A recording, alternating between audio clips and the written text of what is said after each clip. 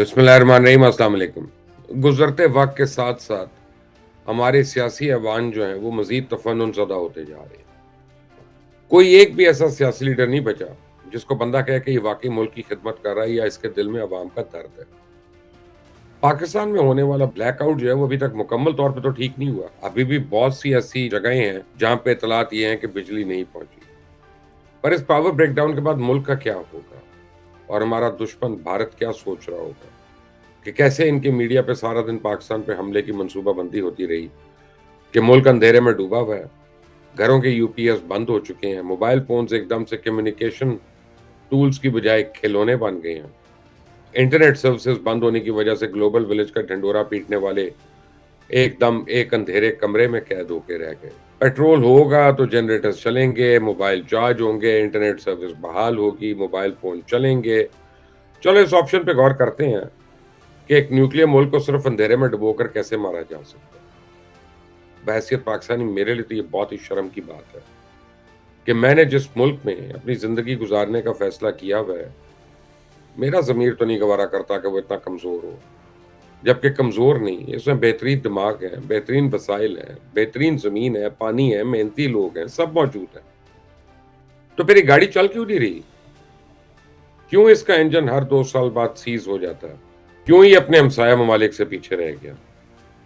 तो मेरी नज़र माज़ी में बर्बाद होने वाले ममालिक की तारीख पे पड़ती है कि कैसे मुल्क का तालीमी निज़ाम बर्बाद करके कौम को जाहिल बनाया जाता है। कैसे लोगों को बेरोज़गार रखकर बेहतरीन दिमागों को हैवान बना दिया जाता है। कैसे ताकत को कमज़ोरी में बदला गया। कैसे इनके दिमागों में नफ़रत की दीमक लगाई गई। कैसे वो मुल्क से ज़्यादा शख्सियत परस्ती का शिकार हुए और कैसे करप्शन को फैशन समझकर उन्हीं रवायात का हिस्सा बना लिया गया। बदकिस्मती से मैं जब अपने मुल्क पे नज़र डालता हूँ, तो एक भी तबाही की निशानी ऐसी नहीं है जिसकी इस मुल्क में आबियारी ना की जा रही हो। और इसमें कोई शक नहीं है कि दुश्मन बड़ी प्लानिंग से हमें ही इस्तेमाल कर रहा है, दूर बैठा है, पैसा फेंक तमाशा देख। हुकूमत में एक से एक बढ़कर कुछ जादूगर बैठा हुआ है, लेकिन मजाल है कोई एक चीज़ सीधी हो रही हो। हमारे एनर्जी के वज़ीर को देखें तो अक्ल दंग रह जाती है। पूरे मुल्क में बिजली नहीं है, मुल्क अंधेरे में डूबा हुआ है, टेलीफ़ोन के सिग्नल नहीं आ रहे, कारोबार ठप है और वो कौम से अपनी नाअहली की माफ़ी माँगने की बजाय कह रहे हैं कि सब हमारे कायद शहबाज़ शरीफ की सलाहियत और मेहनत का नतीजा है। मैं उस वक़्त शाम को यहाँ पे जब ये बयान आया था, मैं लंदन में बैठा हुआ था, मेरे साथ राना सनाउल्लाह भी बैठे हुए थे और मैंने उनको ये कहा कि ये आपके वज़ीर का बयान है, तो वो चुप हो गए। मैं कहा राना साहब शर्म नहीं आंदी इन्हां लोकां नूं, किन्ना को टिक सकदे ने। यानी सूट पहन के, टाई पहन के, अपने आप को तालीम याफ्ता कह के, इन्होंने इस तरह की बातें करनी है। इनको अफ़सोस नहीं है कोई। खैर इस पे वो चुप रहे, उन्होंने कोई बात नहीं की।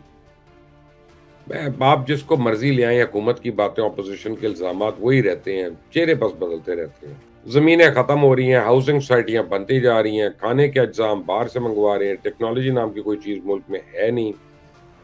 जो मंगवाना है बाहर से मंगवाना है, ना पैसा है, ना नौकरी है, ना डॉलर है, ना तिजारत है। हाँ, प्लॉट है, प्लॉट है, प्लॉट है, खरीद लो प्लॉट। पूरे मुल्क की दौलत प्लॉट्स की नज़र हो चुकी है। ज़िंदगी भर की कमाइयाँ लोग प्लॉट खरीदने में लगा रहे हैं और प्लॉट माफिया इस दौलत का मरकज़ बना हुआ है और हुकूमती मोहरों की खरीदार भी।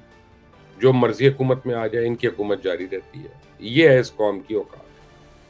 जिन्हें ये निजात दहिंदा बनाकर लाते हैं, जिसे ये पूजते हैं, उसकी शख्सियत परस्ती करते हैं, वो इक़्तिदार पे आके कब्ज़ा माफिया की दलाली और उसके मफादात के तहफ़्फ़ुज़ में ज़मीन आसमान एक कर देता है और हम बड़ा पैसा कमा रहे हैं। और कमा कर सबसे पहले हम स्कूल माफिया को देते हैं, फिर हेल्थ माफिया को देते हैं, फिर महँगाई माफिया की बारी आ जाती है। इस माफिया की वारदातें देखें, जो किसान का टमाटर तो ₹30 का रेट निकाल देता है, जब अपना स्टोर का टमाटर आता है, तो कीमत ₹300 किलो हो जाती है। ये लोगों की जेबों पे दिन दहाड़े डाका मारते हैं, लेकिन मजाल है किसी को जो इन पे हाथ डाल दे, क्योंकि मीडिया हो या अदालतें या सियासतदान, पुलिस, सब तक उनके आगे तो कोई कुछ भी नहीं कर रहा। ना कोई कानून है, ना कोई असूल है। वो कहते हैं ना पंजाबी में, जिन्ना लुच्चा ओना ऊँचा।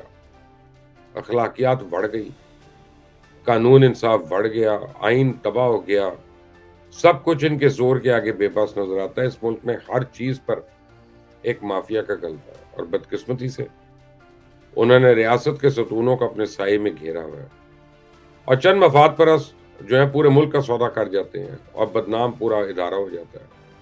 आखिर इसकी भी कोई इंतहा है ना? कहीं तो हमने रुकना है कि नहीं? तबाही का कोई टारगेट तो रखना है या लोगों को कब्र में उतार के दम लेना है? इस पोसीदा निज़ाम से लोगों को घुटन होने लगी। मैं देख रहा हूँ कि मुआशरे में आतिश-फ़शां दबे बैठे हैं। बेशक इस खित्ते की 2000 साल की तारीख में इनकलाब ढूँढे से नहीं मिलता, लेकिन इस वक़्त जो ज्वालामक्खी इस मुआशरे की जड़ों में पल रहा है ना, फटा तो तबाही खौफ़नाक होगी। खुदा के लिए अपने लिए इस खेल को थोड़ी देर के लिए ब्रेक लगाएँ। कोई दुनिया का एहसास हो कि ये कोई मखलूक है, इनकी ये पहचान है, इनकी ये ख़ासियत है, इनका एक गुरूर है, लेकिन यहाँ तो ईंट उखाड़ो तो आगे से शर्मिंदगी सामने निकल के खड़ी हो जाती है। बड़ी से बड़ी बेशर्मी हो जाती है। मरी में गाड़ियों में जम जाते हैं, मर जाते हैं, लोग सैलाब में पानी में बह जाते हैं, मुल्क में आइन की धज्जियाँ उड़ाई जाती हैं, अमन-ओ-अमान की क़यामत ख़ेज़ वाक़यात सियालकोट मोटरवे हादसे की सूरत में सामने आते हैं और हमारे हुक्मरान सिर्फ़ नोटिस लेकर अपना हक अदा कर देते। किसी ने जुर्म होने से पहले इसको रोकने के बारे में नहीं सोचा। तो गैर मामूली बेहतरी कहाँ से आई? यहाँ पे इमरान खान को देखें, उन्होंने कसम खाई है कि मुल्क में कभी इस्तेहकाम ही नहीं आने देना, ना सियासी और ना ही आईनी ना कानूनी। किसी ने इसके आस-पास सांस भी ऊंची आवाज में ले ली तो ऐलान कर देते मैं सुप्रीम कोर्ट जा रहा हूँ। हर छोटी बात में उसको साजिश नजर आती है। लम्हों में पैंतरे बदलते हैं। अब आजकल उनको पंजाब के निगरान वजीर आला से साजिश की बू आ रही है। मेरा ख्याल है कि पिछले चंद महीनों में ये जो निगरान वजीर आला ऐसे हैं जिनको उन्होंने रजीम चेंज की तब्दीली का जिम्मेदार ठहरा दिया। 10वें या 12वें बंदे होंगे। इससे पहले साइफर और अमेरिका सब कुछ इनकी हुकूमत के लिए जिम्मेदार। तो जब लगा कि अब अमेरिका को खुश करना है तो हुकूमत से बेदखल होने की जिम्मेदार पीडीएम हुकूमत हो गई। अलीम खान और जहांगीर तरीन के साथ लड़ाई हुई है तो उन्हें भी रजीम चेंज की तब्दीली का हिस्सेदार बना दिया। इस वजह इसको थोड़ा सा एंटी एस्टैब्लिशमेंट टाइप दे देते हैं। फिर हुकूमत तब्दीली होने के बाद जल्द बाजवा जिम्मेदार हो गए। फिर जब बूट चमकाने का वक्त आया तो ज़ैनब अली पर इल्जाम आ गया। अब सारे नाम पीछे रह गया तो मोहसिन का सामने आ गया कि रजीम तब्दीली का सबसे बड़ा किरदार यही है। इतने यू टर्न तो आज तक किसी ने तारीख में नहीं लिए होंगे जितने ये पिछले चंद महीनों में ये बंदा ले चुका है। और क्यों ना ले? उसे पता है कि उसकी हिमाकतें अब कौम में खूब मशहूर हैं। लोगों को यही गंद अच्छा लगता है तो खूब गंद फैलाओ, खूब दाद पाओ। यहाँ ना मुल्क है, ना इंसानियत, ना असूल है, ना अखलाकियात। बस मकबूलियत का जुनून है। मदारी की तरह तमाशबीनों में मकबूलियत पाने के लिए गंद फैलाकर दाद वसूल करने का एक धंधा है जो उरूज पर है। कल को इनको असद उमर या शाह महमूद कुरैशी के साथ लड़ाई होगी तो उन्होंने लाजमी कहना है कि मुझे तो पहले मालूम था कि आप लोग भी मेरे खिलाफ साजिश का हिस्सा थे। ये खुद को इतना समझदार समझता है लेकिन हर बार अपनी पैर पे कुल्हाड़ी मारता है। पहले ऐलान किया कि हमने असेंबली में रहना ही नहीं। जिस कागज पर इस्तीफे लिख कर दिए इसी कागज पर इम्पोर्टेड हुकूमत नामंजूर के नारे भी लिख दिए। फिर एक तरफ स्पीकर की मिन्नतें करते रहे इस्तीफे मंजूर ना करो, दूसरी तरफ मीडिया के सामने रोज इस्तीफे नामंजूर होने का शोर मचाते रहे। फिर सियासी बसीरत जागी तो फैसला किया पार्लियामेंट में जाना है, लेकिन तब तक तो चिड़ियां चुग गई खेत। पंजाब को अलग से मैदान जंग बनाने की कोशिश की जा रही है कि हम पंजाब में निगरान वजीर आला के खिलाफ एहतजाज करेंगे। एहतजाज इसलिए करेंगे कि निगरान वजीर आला अपनी मर्जी की ब्यूरोक्रेसी पुलिस के अफसरान को लाने जा रहा है। तो अब अपनी मर्जी के अफसरों को नहीं लाएगा तो क्या उन अफसरों को रखेगा जो हर शाम फरा गुज्जर के दरबार पे हाजिरी देते हैं, जो फरा गुज्जर और मानिका खानदान के फ्रंटमैन हैं, जिन अफसरों पे खुद जमीनों पे कब्जों के केसेस हैं, जिनके होते हुए लाहौर समेत पंजाब में जुराइम की तादाद में सैकड़ों गुना इजाफा हुआ। यार अब अगर तकलीफ हो रही है तो फिर असेंबली तहलील का ऐलान ही ना करते ना। ऐलान कर दिया था तो फिर एक और यू टर्न ले लेते, असेंबली ना तहलील करते, अपनी मर्जी के अफसरान लगा के रखते। लेकिन उस वक्त तो आपके सर पे जुनून सवार था। पहले आप कहते हैं हमें असेंबली नहीं चाहिए, आपने असेंबली तोड़ दी पकड़ के। जो आपका मुंतखब वजीर आला था उसको आपने घर भेज दिया। अब जो निगरान वजीर आला है उसके ऊपर आप एतराज करें कि हमारी मर्जी का लेके आओ। ये वाकई आप बीमार आदमी है या कोई खास दवाइयों का को गलबा है आपके ऊपर? इसका जवाब तो इमरान खान आपने ही देना। अंटिल द नेक्स्ट टाइम, अल्लाह हाफिज।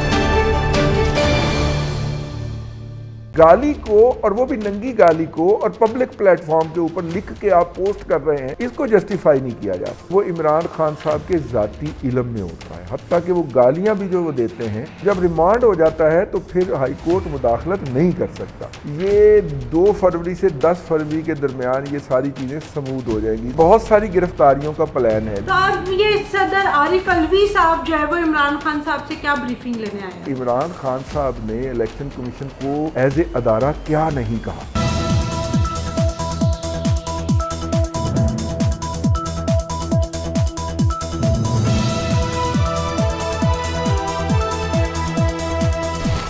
अस्सलाम वालेकुम नाज़रीन, प्रोग्राम बात से बात के साथ मैं हूं आपकी मेज़बान अफीफा राव और मेरे साथ मौजूद है मुल्क के नामवर तज्जियाकार रिजवान रज़ी साहब। अस्सलाम वालेकुम सर। वालेकुम अस्सलाम।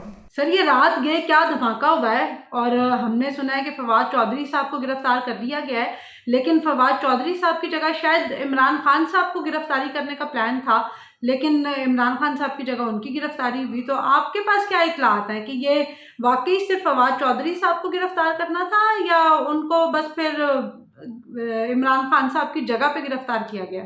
देखिए, इसके आपके सवाल के 2 पहलू हैं।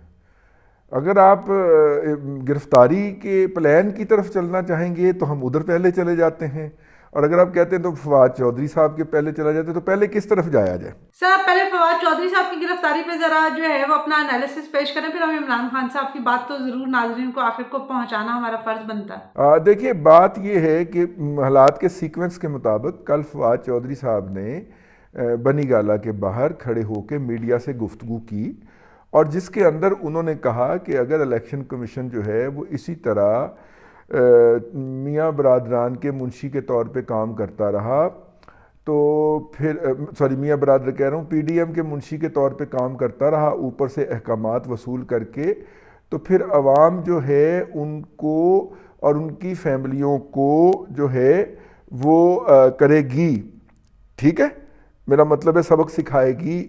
अवाम का नाम लेके उन्होंने अपनी ख्वाहिश का इजहार किया। अब देखिए, नॉर्मली इस तरह का कोई फैमिली तक जाता नहीं है, ठीक है। नॉर्मली आपको हम जो है वो सड़कों पे आपके निकलना मुहाल कर देंगे, आपको असम्बलियों से बाहर उठा के फेंकेंगे। वो बड़ी मशहूर मरूफ तकरीर शहबाज शरीफ की, मैं सड़कों पे घसीटूंगा या आपका पेट फाड़ के पैसे निकालेंगे, याद है ना आपको? तो इस तरह की बिल्कुल जी, इस तरह की बातें तो होती रहती हैं। खान फैमिली तक कोई नहीं जाता। अच्छा, फवाद चौधरी साहब की एक तारीख है, और आपको याद है कि हमारे एक फवाद चौधरी साहब फैसलाबाद में ये जो 92 वाले जो है ना टीवी वाले, इनकी कोई शादी थी, उस पर गए हुए थे, तो इन्होंने वहाँ पे समी इब्राहिम को देखा। समी इब्राहिम उन दिनों फवाद चौधरी के ऊपर तनकीद कर रहे थे अपने प्रोग्रामों में। इन्होंने आओ देखा ना ताओ समी इब्राहिम को 2 थप्पड़ जड़ दिए वहीं पे खड़े खड़े। समी साहब की ऐनक भी टूट गई। समी इब्राहिम साहब का वो मुकदमा अभी तक अदालत में पेंडिंग है, अभी तक वो उसकी तारीखें पड़ती हैं, और उसकी इन्वेस्टिगेशन मेरा ख्याल हो गई थी या हो रही है। तो बहरहाल अभी तक समी साहब उसके पीछे लगे हुए हैं कि उनकी सुनवाई हो जाए, ठीक हो गया। फिर इसी तरह एक जगह के ऊपर एक शादी के अंदर ही जो है इन्होंने गाली बकी मुबशर लुकमान साहब को, फवाद चौधरी साहब ने। मुबशर साहब बस शॉक्ड ना कि ये क्या हो गया, तो इन्होंने कहा यार तुम्हारा यही ख्याल है, ज़ाहिर है उनका आपस में तो एक पुराना ताल्लुक तो था ना, तो उन्होंने कहा कि यार चौधरी तेरा यही ख्याल है। तो चौधरी साहब ने फिजिकली मुबशर लुकमान साहब के ऊपर तशद्दुद किया। अब मुबशर साहब तो इस ड्रामा से नहीं ना निकल पाए कुछ लम्हे कि यार ये फवाद चौधरी मेरा इतना पुराना जानने वाला है, इतनी हमारी आपस में बेतकल्फी है, ये कर क्या रहा है। और उतनी देर में फवाद चौधरी साहब वहाँ पे फिजिकल करके वायलेंस वहाँ से निकल गए। अब इन दोनों वाक़यात के बाद अगर इनका वो आप बयान सुने जिसमें वो चीफ इलेक्शन कमिश्नर और इलेक्शन कमीशन के जो मेंबरान हैं सूबों से, उनकी अगर वो उनकी फैमिलियों को वो थ्रेट कर रहे हैं, तो उनके इस पैगाम को संजीदा लिया गया। जिस वक्त गिरफ्तार किया ना वो बहुत रात का टाइम था, तो हम तो सारे बड़े आराम से सो रहे थे, और सुबह उठ के हमने व्हाट्सएप ग्रुप्स में देखा कि वहाँ एक तूफान आया हुआ था। वो मेरा ख्याल मिलके वापस आ रहे होंगे, इमरान खान साहब से इतनी रात गए, तो वहाँ पे उनको गिरफ्तार कर लिया गया।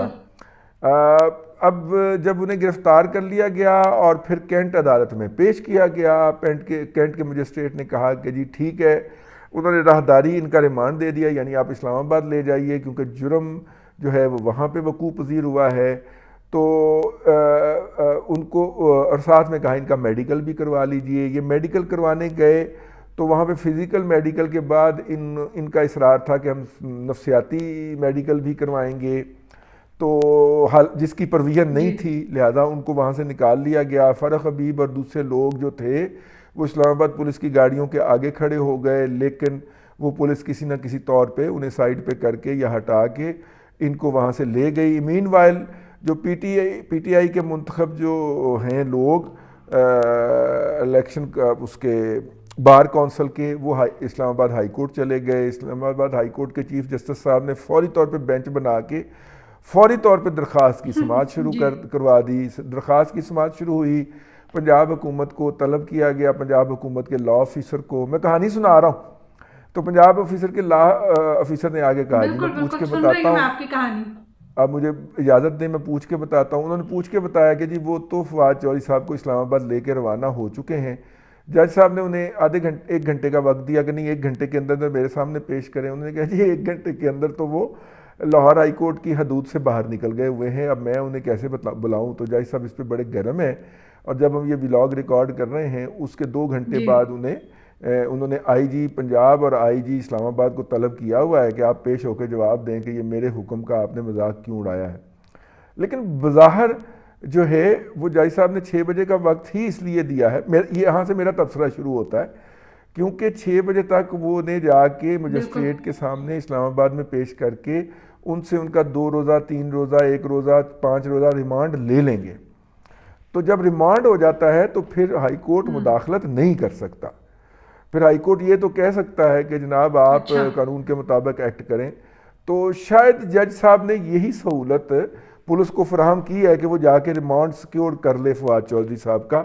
ये मेरा तजिया है, मैं गलत भी हो सकता हूँ। तो यूं ये कहानी हुई है जी। बिल्कुल।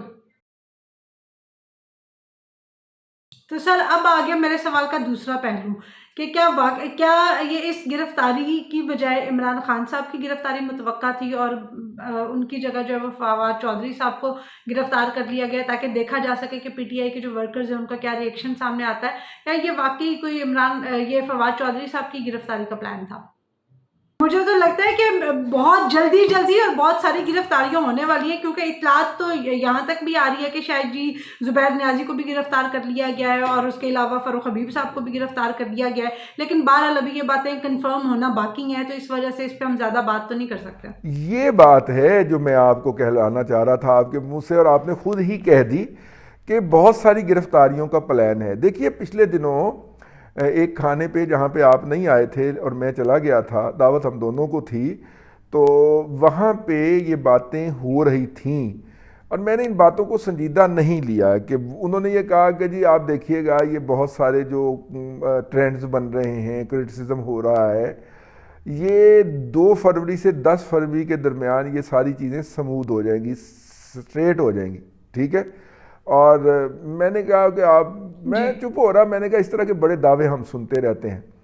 तो आज जब ये काम हुआ है तो मुझे याद आया है कि शायद इस तरह की कोई बात की गई थी। और आज आप देखिए एक और बात आपने पता नहीं नोट की है कि नहीं की, कि ट्रेंड के ऊपर टॉप ट्रेंड जो है वो आसम मुनीर का चल रहा है, ठीक है।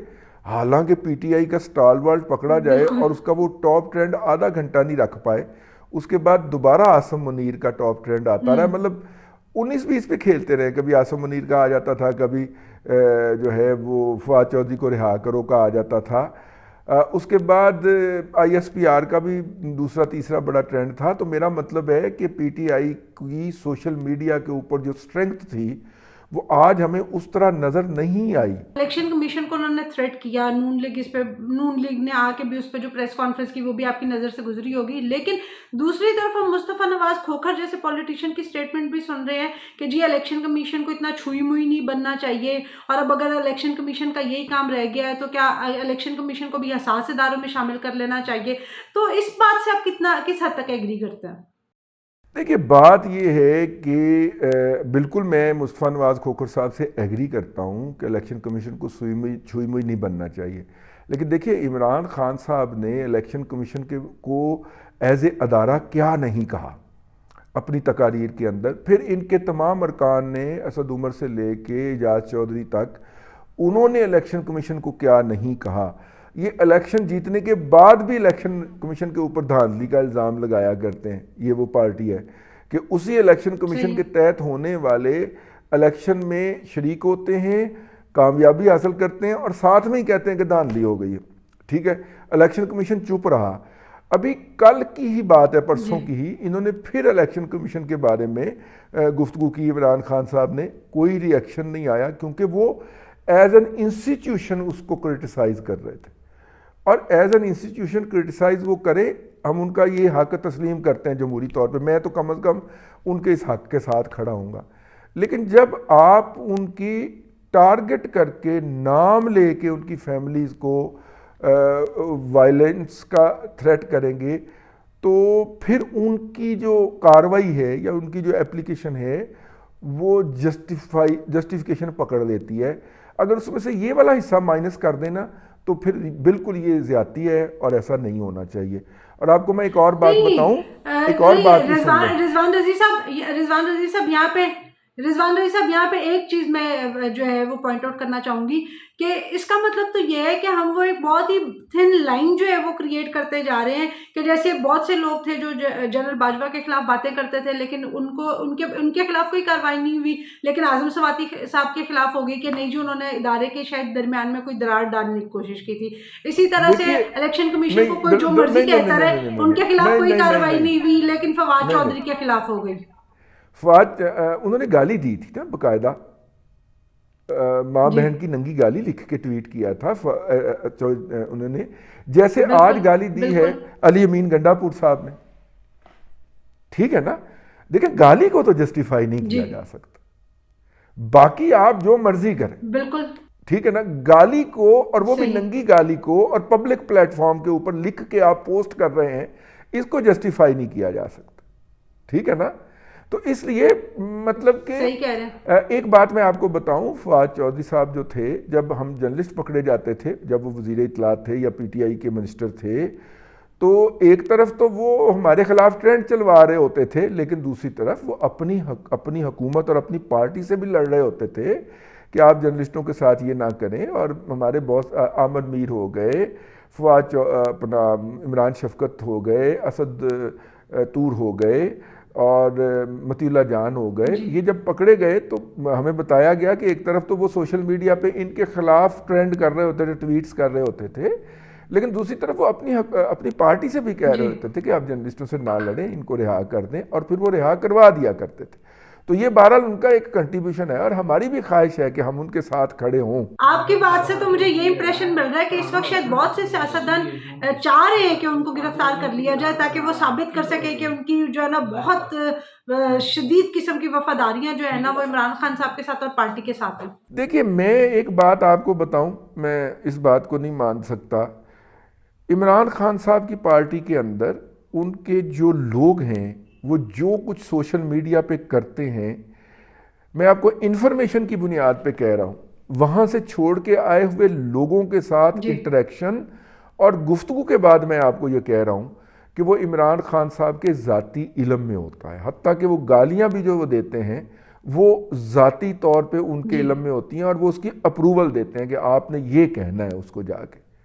तो इसलिए अगर हम ये कहें कि कोई मीडिया पे आके या सोशल मीडिया पे आके इस तरह की हरकत करता है और अपनी इमरान खान से लॉयल्टी साबित करने के लिए, तो ये अंडर स्टेटमेंट है।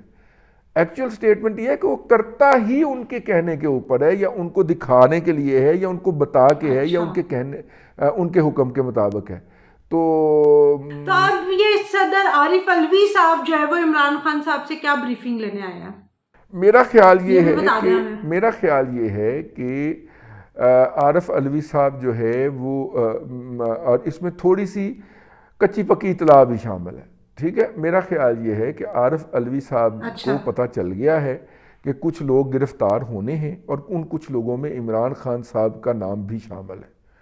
वो आखिरी कोशिश करने आए हैं कि इमरान खान साहब जो हैं वो थोड़ा सा अपने मौजूदा रवैये के ऊपर अगर नज़रसानी कर लें तो वो जहाँ पे गिरफ्तारियों के फैसले हो रहे हैं या हो चुके हैं, अब तो फैसले तो हो चुके हैं, अब सिर्फ गिरफ्तारियों के अमल की जो है वो दरामद शामिल का इंतज़ार है, तो वो वहाँ पे एक केस प्लीड कर सकें कि जनाब आप बाकियों को कर लें लेकिन इमरान खान को ना करें, ये है वो है। लेकिन एक बात आपने याद रखनी है, इन दिनों के अंदर आपने किसी पीटीआई वाले दोस्त के घर दावत पे नहीं जाना, क्योंकि बहुत सारे लोग जो हैं उनकी गिरफ्तारियों की इतला है। वो 10 फरवरी तक जो है, 2 से 10 फरवरी तक एक रैला आना है, मुझे बताया गया है, अल्लाह करे ये गलत हो, जिसके अंदर जो है वो और सर सबसे ज्यादा डेंजर जोन तो ज़मान पार्क है ना, वहां के तो रास्ते ही उन्होंने बंद कर दिए अब। नहीं, आम कारकुन भी होगा, ख़ास कारकुन भी होगा, कायदीन भी होंगे, लेकिन देखिए सबसे बड़ा माउथ पीस जो थे वो फवाद चौधरी साहब थे, और पीटीआई अपनी तमाम तर कोशिश के बावजूद उनकी गिरफ्तारी को नहीं बचा सकी। और मेरा मतलब है कि लाहौर हाई कोर्ट के जज की मुदाखलत के बावजूद भी उनको गिरफ्तार कर लिया अगलों ने। बिल्कुल, लेकिन सर आपके इस एनालिसिस से मुझे लगता है कि अब जो कुछ मर्जी कर लिया जाए, जितनी मर्जी अंडरटेकिंग हो जाए, जैसे फवाद चौधरी की गिरफ्तारी जो है वो किसी ने सोची नहीं थी और वो हो गई, तो मुझे लगता है इसी तरह किसी दिन रात के हम सो रहे होंगे और जब सुबह उठेंगे तो पता चलेगा इमरान खान साहब गिरफ्तार हो चुके हैं। हाँ, मेरा ख्याल है कि अल्लाह करे आज की अगर कामयाब हो गई, मैं फिर यही बात दोहरा रहा हूँ, सफारतकारी अलवी साहब की सफारतकारी कामयाब हो गई तो जनाब इमरान खान साहब गिरफ़्तार नहीं होंगे, वरना जो मेरे पास शुनीद चीज़ें हैं, इतलात हैं, उसके मुताबिक इमरान खान साहब की गिरफ़्तारी भी लाजम है आइंदा 1 हफ़्ते से 15 दिनों के अंदर। ले नाज़रीन, आपने रिजवान रज़ी साहब का जो है ना वो 2 टोक एनालिसिस जो है वो सुन लिया है कि अगर आज की सिफारतकारी कामयाब हो गई तो पीटीआई के लिए कुछ रिलीफ की उम्मीद की जा सकती है, अदरवाइज इमरान खान साहब की गिरफ्तारी जो है ना वो लिखी जा चुकी है। तो अब आने वाले दिनों में देखेंगे और रिजवान रज़ी साहब से जो है उनका एनालिसिस लेते रहेंगे कि सूरत हाल क्या बनती है। आज की वीडियो के लिए इतना ही। आपको पसंद आई हो तो लाइक ज़रूर कीजिएगा, वीडियो को शेयर कीजिएगा, कमेंट में हमें अपनी राय से आगाह ज़रूर कीजिएगा। अंटिल द नेक्स्ट टाइम, अल्लाह हाफ़िज़।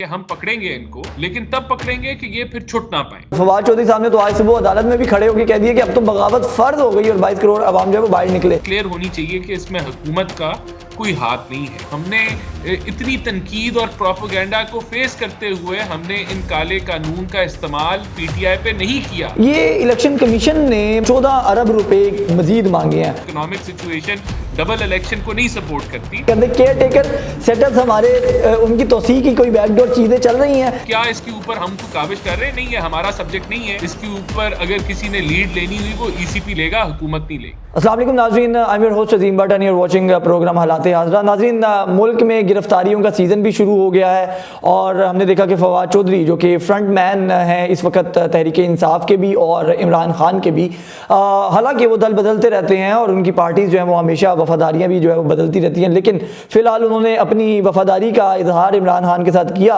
और उसके बाद उनकी गिरफ्तारी इस वक्त जो है वो अमल में आ चुकी है। उसके ऊपर भी गुफ्तगू करेंगे, लेकिन उसके साथ साथ इकॉनमी के हालात जो है वो बद से बदतर होते जा रहे हैं। 2 असम्बलियाँ सूबाई जो है वो टूट चुकी हैं, कौमी असम्बली जो है वो भी चल रही है, लेकिन उसके अंदर भी जो है वो इस्तीफे मंजूर हो रहे हैं। इलेक्शन कमीशन ने तकरीबन 14 अरब रुपए इजाफी जो है वो हुकूमत से मांगे हैं कि भाई हमारे पास तो पैसे नहीं है, इलेक्शन कैसे करवाने हैं, कैसे मामलात को देखना है। इस तमाम तर सूरत हाल पर हम गुफ्तगू करेंगे। आज हमारे साथ कोऑर्डिनेटर जो है वो प्राइम मिनिस्टर के शहबाज शरीफ साहब के वो मौजूद है, राना एहसान अफजल साहब हमारे साथ मौजूद होंगे, उनसे डिटेल गुफ्तगू करेंगे। बहुत शुक्रिया राना साहब आपका, आपके वक्त का। मैं डायरेक्ट आपकी तरफ पहले तो सवाल पे आता हूँ कि ये आप लोगों ने रातों रात क्या किया सर? ज़मान पार्क में एकदम से जो है वो आपने छापा मारा है, रात को लोग सोच रहे थे शायद इमरान खान गिरफ्तार होंगे, आपने फवाद चौधरी को उठा लिया, ये क्या तरीक़ेकार है और क्या आप समझते हैं? और दूसरा इंपॉर्टेंट मैं उसके साथ ही जोड़ देता हूँ, आप उसको बताइएगा कि हाई कोर्ट के अंदर एक पिटीशन दायर की गई पीटीआई की तरफ से कि फवाद चौधरी को रिलीज किया जाए। उन्होंने कहा कि आप उसको पेश करें फवाद चौधरी को,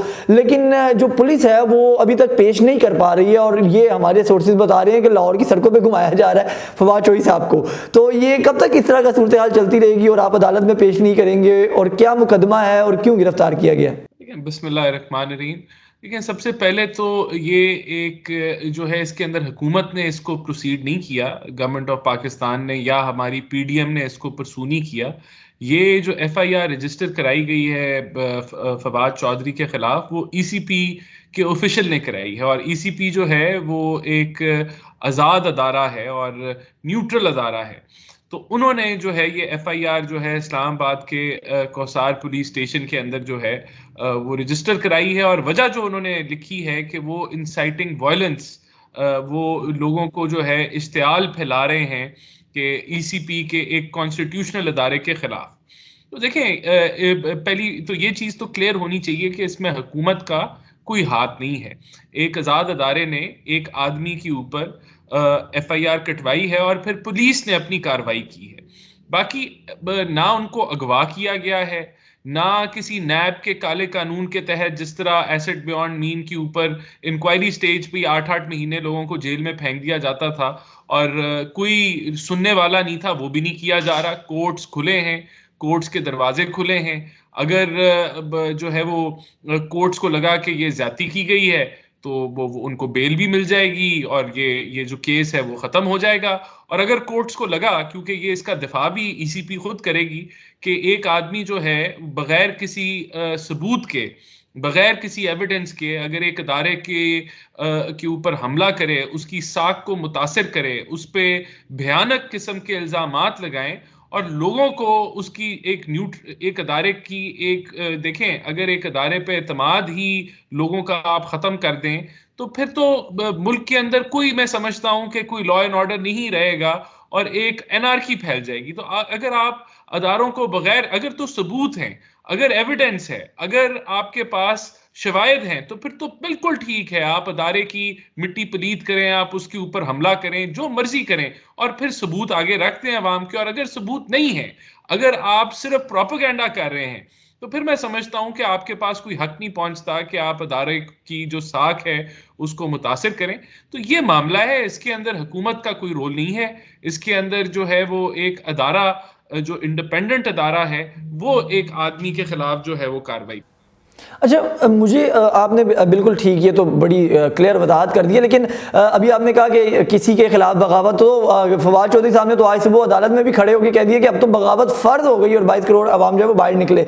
एक तो ये उन्होंने कहा कि इस निज़ाम के खिलाफ, तो मेरा ख्याल है कि आप लोगों को भी जो है वो पीडीएम को या गवर्नमेंट को भी मदई बनना चाहिए कि निज़ाम के खिलाफ अदालत में खड़े होकर बात किया है। दूसरी तरफ हम ये देख रहे हैं कि जिस तरह आपने भी बात की, एसिड बियॉन्ड मीन जो है वो तमाम केसेज नैब के हवाले से हम लोग खुद भी रिपोर्ट करते रहे कि नून लीग के साथ जो होता रहा है पिछले 4 साल में, और बिल्कुल आपने ठीक कहा कि अभी पर्चा भी नहीं होता था और इंक्वायरी के वो रेफरेंसेस भी जाहिर नहीं होते थे और गिरफ्तारियां हो जाती थी, और जिस तरीके से होती थी तमाम मीडिया उसका गवाह भी है। लेकिन आप लोग इतनी तहम्मुल मजाजी का मुजाहिरा क्यों कर रहे हैं? इमरान खान साहब ने तो ओपनली बगावत के ऊपर उकसाया लोगों को, कोर्ट्स की मिट्टी जो है वो पलीत की, जजेस की मिट्टी पलीत की, इलेक्शन कमीशन की मिट्टी पलीत की, आर्मी चीफ को उन्होंने मीर जाफर मीर सादिक कह दिया और पता नहीं क्या क्या कह दिया। पॉलिटिकल राइवल्स तो एक अलग बात है, इदारों तक को नहीं छोड़ा। आपकी गवर्नमेंट है, आपकी गवर्नमेंट आखिर इतनी कमजोर क्यों है कि एक शख्स जो है वो बाकायदा तौर पे पिछले 10 महीने में हमने देखा है कि उसने मुल्क को कोई यानी कि ऐसी चीज नहीं छोड़ी है कि जिसको उसने टारगेट करके इंतशार फैलाने की कोशिश ना की हो, लेकिन आप लोग उसको गिरफ्तार नहीं कर रहे हैं। ऐसी क्या वजह है और हम कब देखेंगे? मतलब केसेस में अगर गिनवाने पे आऊँ, आप मेरे से ज्यादा जानते हैं, लेकिन अगर मैं भी गिनवाने पे आऊँ तो शायद हमारा पूरा प्रोग्राम उनके केसेस गिनवाने में लग जाए। टैरियन वाइट से उठा लें, मनी अपना जो फॉरेन फंडिंग केस है वो उठा लें, तोशाहाना केस उठा लें, फराह गोगी का केस उठा लें, मतलब कितने केसेस हैं? कब गिरफ्तार करेंगे आप लोग? क्या हम आने वाले दिनों में देखेंगे?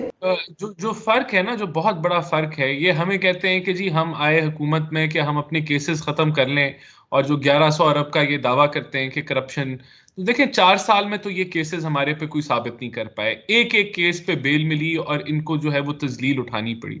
हमारे पास बड़ा सुनहरी मौका था कि हम वही नैब के काले कानून के जो है लोगों की इज्जतें उछालें, इंक्वायरी के ऊपर ही बंदों को महीनों जो है वो जेलों में रखते हैं, एसेट बियॉन्ड मीन के केसेस बनाए और एक एक करके सारों को जो है ऑपोजिशन का जो है वो रगड़ा निकाल लें, क्योंकि कानून आपको इजाजत देता है। काला कानून था, साबित उन्होंने करना है, नैब ने तो साबित नहीं करना कि ये इल्जाम की बेसिस के ऊपर जो इल्जाम लगाए और फिर वो, तो हमने इस बाब को बंद किया। और मैं समझता हूं कि ये जो पार्लियामानी जमहूरियत के अंदर इसको जहां अप्रिसिएशन मिलनी चाहिए थी, कि जहां हम बरमला कहते, हम नहीं खाली कहते थे, हाई कोर्ट सुप्रीम कोर्ट के जजेस ने कहा कि नैब पॉलिटिकल विक्टिमाइजेशन के लिए इस्तेमाल होती है, पॉलिटिकल इंजीनियरिंग के लिए इस्तेमाल होती है, ह्यूमन राइट्स की वायलेशन हो रही है, तो वहां इसके ऊपर नजरसानी करनी चाहिए। तो हमने इतनी तनकीद और प्रोपेगेंडा को फेस करते हुए हमने इन काले कानून का इस्तेमाल पीटीआई पे नहीं किया, हमने नहीं इनको जेलों में डाला एसेट बियॉन्ड मीन के केसेस में जहां हम कर सकते थे। तो इसका क्रेडिट मैं बदकिस्मती से देखता हूं कि नहीं कोई देने के लिए तैयार, ना कोई जर्नलिस्ट इस पे बात करता है, लेकिन उल्टा हमारे पे इल्जाम लगाया जाता है कि पता नहीं हमने अपने कितने मामला ठीक कर लिए, जबकि वो सारे बोगस केसेस थे। देखें, यही वजह है, यही सोच है पीडीएम की कि हमने हाई हैंडेडनेस नहीं दिखाई इमरान खान को, और हमने कहा कि ये एक्सपोज हो, ये आदमी की जो असलियत है ये अवाम के सामने एक्सपोज हो। क्योंकि जब आज भी जिस तरह प्रोपोगेंडा फवाद चौधरी की अरेस्ट पे किया जा रहा है कि जी सारे ये डिक्टेटरशिप बन गई, यहाँ ये फाशिस्ट हुकूमत है, देखो वो उसकी जो है वो बेगम ने चीफ जस्टिस को कहा कि आप सुओ मोटो ले लें, तो ये पूरा एक प्रोपोगेंडा के पता नहीं जमीन जो है वो टूट गई और कितना जुल्म हो रहा है। भाई ये तो एक इंडिपेंडेंट अदारे ने एफआईआर कटवाई है, इसमें लेकिन राना साहब देखिए ना, बात ये है कि आप ठीक फरमा रहे हैं, हम नहीं कहते कि आप नैब के थ्रू उनको पकड़ें, लेकिन जो दीगर केसेस हैं उसके अंदर तो आपकी जिम्मेदारी बनती है ना। सवाल इसलिए होता है कि जो तोशाखाना केस है या दीगर केस है उसमें तो पकड़े ना कम से कम, कब तक मतलब कानून भी कोई चीज है। देखिए, मकसद ये है कि हम पकड़ेंगे इनको, लेकिन तब पकड़ेंगे कि ये फिर छुट ना पाए, और हम तब पकड़ेंगे जब केस बिल्कुल बिल्कुल मुकम्मल हो और वो उसके अंदर ये जो सियासी पहलू नहीं होगा, जनवन वो मामलात। और देखिए, हमें नजर भी आया कि शायद इनको कोई लाडलेपन के तौर पे इनको ट्रीट किया जा रहा है, अदालतों ने इनको पंजाब हुकूमत हाथ हथेली में रख के दे दी। आज भी हम सवालिया निशान उठाते हैं कि जो इन्होंने 63A की जो तशरीह जिस तरीके से सुप्रीम कोर्ट ने की, वो हमारी समझ में नहीं आती, वो हमें नहीं समझ आता, और वो बहुत सारे कानूनी जो माहिरीन है उनको समझ में नहीं आता। तो ये भी एक फैक्टर है कि हमने जो है वो थोड़ी सी ब्रेक लगाई हुई है। लेकिन हम जब ये पकड़े जाएंगे तो फिर आप यकीन माने कि फिर इनके ऊपर जो है वो जब हुकूमत हाथ डालेगी तो वो फिर हल्का हाथ नहीं डालेगी। अच्छा, मैं आखिर में राना साहब आपसे एक बताना चाहूँगा, चूँकि आप इकोनॉमी को बहुत अच्छे से समझते हैं और अभी कोऑर्डिनेशन भी आप प्राइम मिनिस्टर साहब की कर रहे हैं कॉमर्स एंड इंडस्ट्रीज़ के अंदर। ये इलेक्शन कमीशन ने जो है वो 14 अरब रुपए मजीद मांगे हैं। मुल्क में आपके पास पैसा ही नहीं है, 2 सूबाई असम्बलियाँ तहलील हो गई हैं और 4-5-6 महीने के अंदर आपको जनरल इलेक्शन भी करवाने पड़ेंगे, तो इतना पैसा है? या एक और ख़बर जो मैं इसके साथ रिलेट करूँगा, मैं चाहूँगा कि आप वजाहत करें। हमें ये सोर्सेज इतला कर रहे हैं बैकडोर पे बैठ के, शायद ऐसा कोई प्लान बन रहा है कि जो केयर टेकर सेटअप्स आएंगे वो एक्सपैंड करेंगे, उनको तोसी दी जाएगी और शायद वही आगे चलते रहेंगे, या कोई और सिस्टम होगा, या इतना पैसा आपके पास है कि मतलब किस तरह से आपने ये सारा कुछ करवाना है? देखिए, ये तो ज़्या है कि आप एक पहले पंजाब केपीके में इलेक्शन कराएं और फिर आप वही इलेक्शन वही उतने ही, क्योंकि देखें ये रेपिटेशन है, ये डबल काम होगा कि आज आप पंजाब केपीके में इलेक्शन कराएं और 4-5 महीने बाद या 6 महीने बाद आप जो है वो वफाक के अंदर जो है वो इलेक्शन कराएं।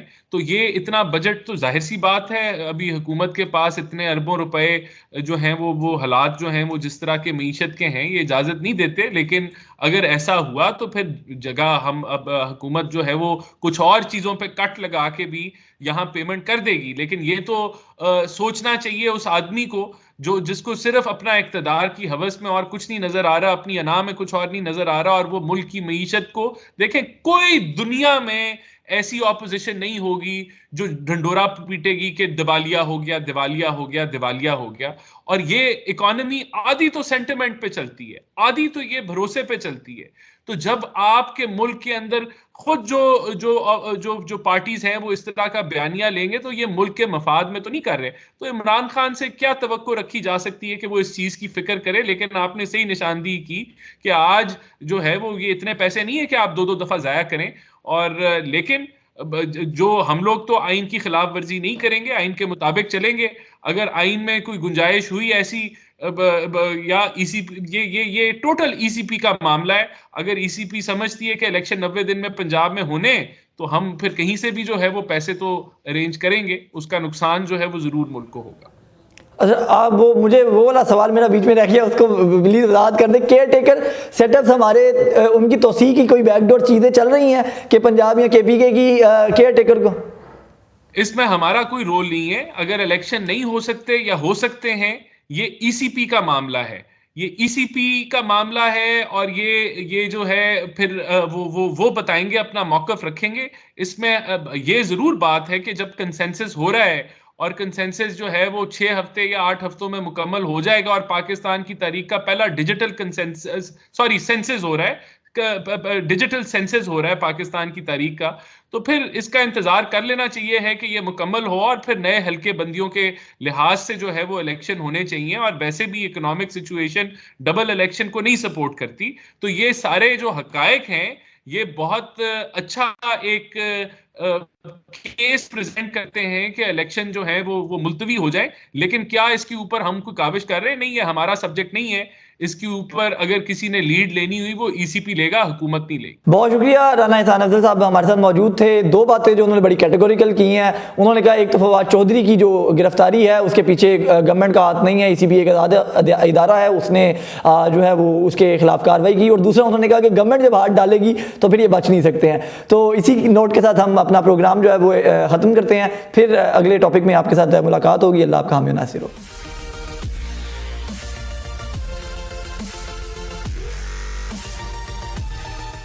बाहर गया खेलने के लिए, जमामा कर ली, वो धरने पे गया, उधर बहुत सारे लड़के फंसा और इधर दम करवाने गया, वहाँ पे वो उठा के ले आया। 3 साल में 3 बीबियों से कर ली। पीटीआई वाले सारे दोगले। पीटीआई वालों ने ना शुरू से गाली का कल्चर दिया है। कौन अच्छा है आप बताएं? नवाज शरीफ अच्छा, शहबाज शरीफ अच्छा।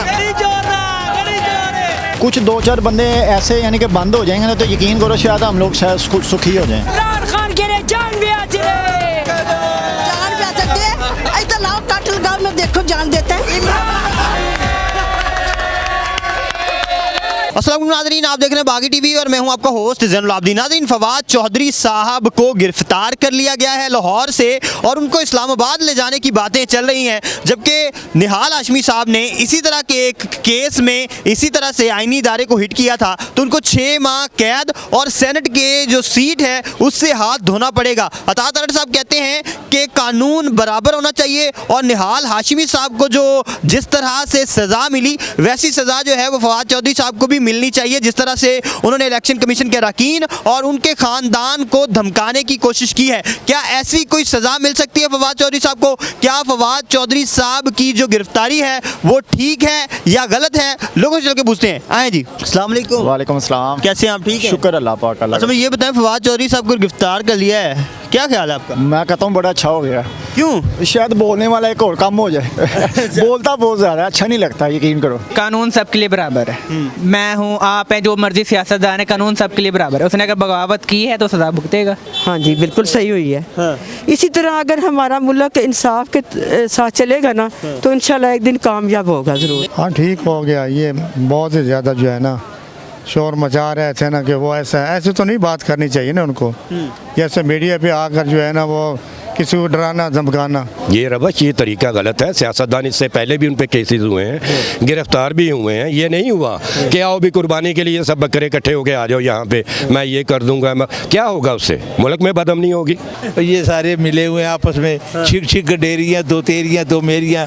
कभी ये शहबाज शरीफ अंदर हो जाता है, कभी फवाद चौधरी अंदर हो जाता है, बस आप बराबर हो जाता है। नहीं किया सही, बिल्कुल सही नहीं किया। तो उन्होंने जो बयान दिया था वो सही था क्या? बिल्कुल सही था। नहीं, किसी के इलेक्शन कमीशन के खानदान को धमकाना सही है? इलेक्शन कमीशन कौन सा वो ईमानदार है? इलेक्शन कमीशन में अच्छे लोग भी है, बुरे भी है, मैं ये नहीं कहता हूँ। यही हम भी कह रहे हैं। तो जो सरबराह होता है ना, सब कुछ उसने हैंडल करना होता है। कौन? तो इलेक्शन कमीशन के सरबराह को कहे ना, उनके खानदान का क्या कसूर है? सरबराह सब कुछ उसके हैंडल में है मेरे भाई, तो उसका खानदान का क्या कसूर है? ओ मेरे भाई जान, ये सारा एक ही चीज है मेरे भाई। इमरान हाँ बिल्कुल अच्छा नहीं है, बिल्कुल अच्छा नहीं है। यकीन माने बात सुनो, इमरान अगर कहती हो अच्छा है, किस वजह से अच्छा है? किस वजह से अच्छा है कि सबको उसने डाल के रख दिया है। उसने 4-5 साल 3 साल जब 4.5 साल क्या उसने बनाया है?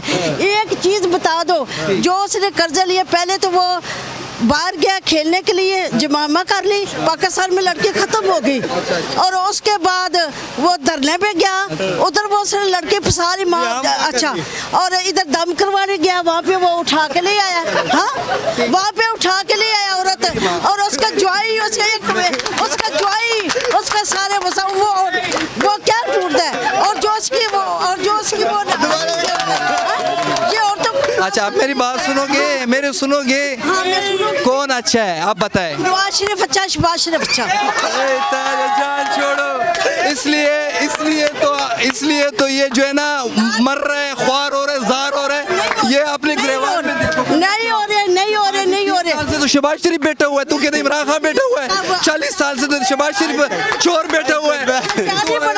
पाकिस्तान इमरान खान के 3 साल हुए, शहबाज शरीफ और नवाज शरीफ 40 साल से आया हुआ है, तुम फिर भी कहते हैं शेर अपने गिरफ्तार में देखो।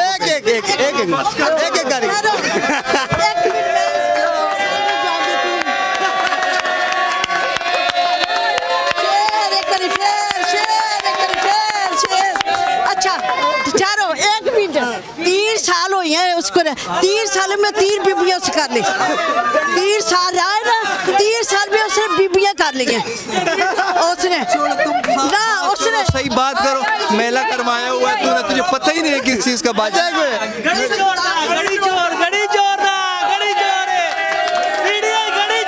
चोर है, सारे चोर है, ये सारे पटवारी है। शरीफ चोर है, शहबाज शरीफ चोर है, इमरान खान के लिए जान भी आज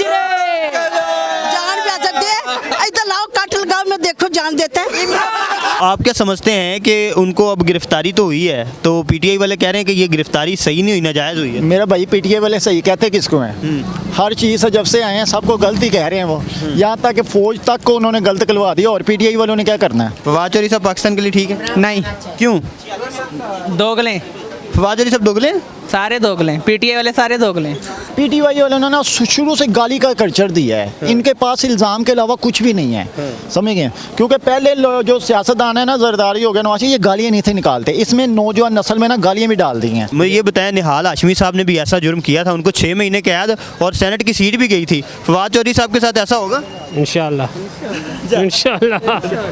आप इतना खिलाफ क्यों फवाद चौधरी साहब?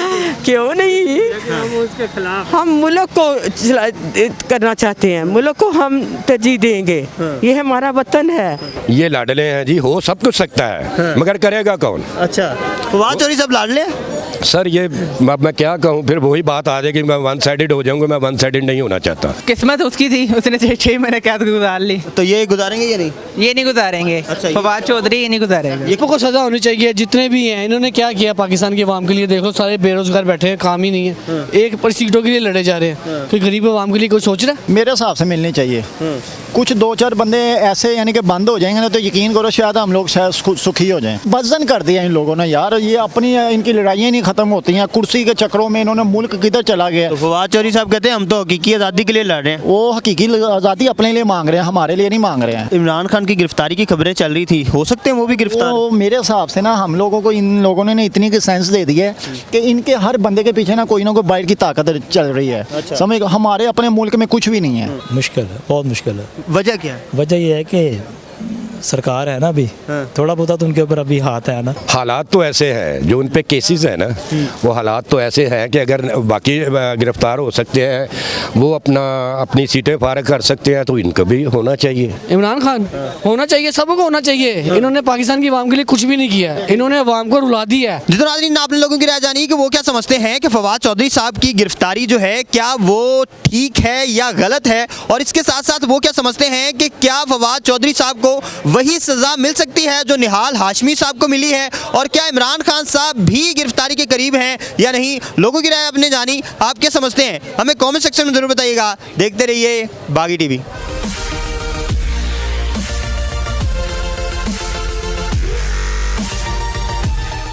को बुरे वक्त से क्या बचाना, ये आदमी खुद बुरा वक्त है पाकिस्तान के लिए। जो बड़ा खुश होता था और कहता था कि तहरीक लब्बैक वाले जब शहीद हो रहे थे तो ये कहता था कि ये इनको इंडिया से पैसे मिले हुए। क्या करता नई तकरीर? वो ये बताता कि मेरे सारे मिनिस्टर चोर थे, करप्ट थे, मेरे घर में चोरी थी, करप्शन थी।